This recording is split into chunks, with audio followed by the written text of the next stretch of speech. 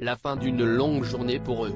Après une cérémonie imposante à Londres ce lundi 19 septembre au matin, puis une longue procession jusqu'à Windsor suivie d'un deuxième office, la famille royale a enfin pu dire au revoir à la reine Elisabeth II, dont ils célébraient les obsèques en grande pompe après 11 jours de deuil national. Ou presque, ce soir, le cercle très privé se réunit pour une inhumation privée, loin des caméras. Mais en attendant, tous ont quitté la chapelle Saint-Georges de Windsor et rejoint le château.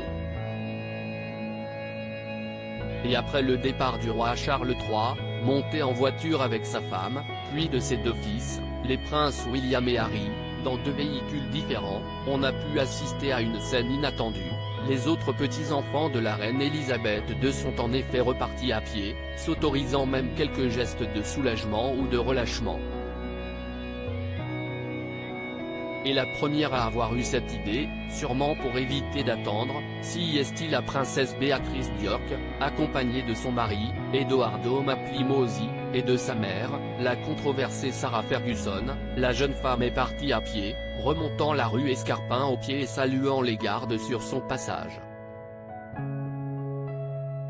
Très proche de la reine, la jeune femme était visiblement effondrée et a eu besoin de l'appui de son mari, père de sa petite Sienna, 1 an.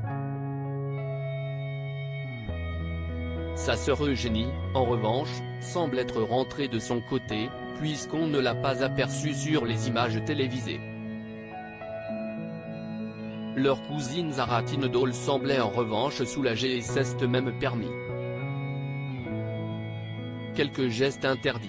En effet, en repartant de la chapelle, celle-ci a attrapé la main de son époux, l'ex-rugbyman Mike Tindall, puis son bras dans un élan de tendresse qui leur ressemble bien, plutôt naturel. Tous les deux aiment se montrer plutôt câlins.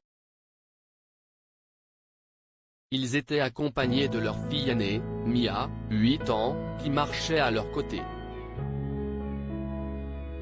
Leurs deux cadets, Lena, 4 ans, et Lucas, 1 an, étaient quant à eux restés à la maison.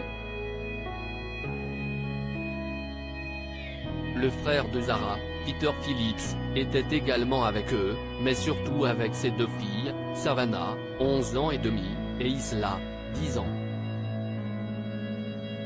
Née de son union avec son ex-femme Autumn, les deux jeunes filles avaient assisté à la messe avec leur père et ne lui ont pas lâché la main sur le chemin du retour.